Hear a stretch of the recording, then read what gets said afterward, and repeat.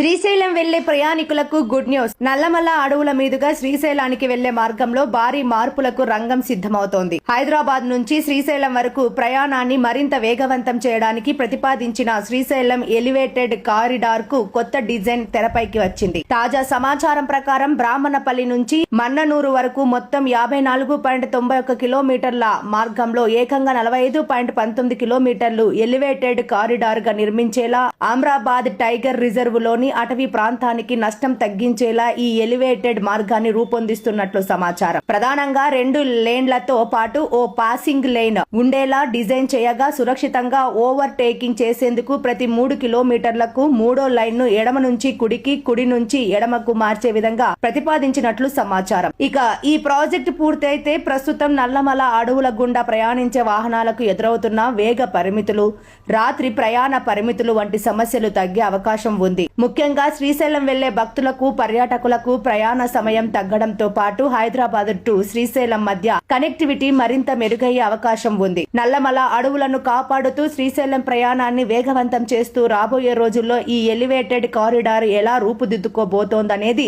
ఇప్పుడు ఆసక్తికరంగా మారింది.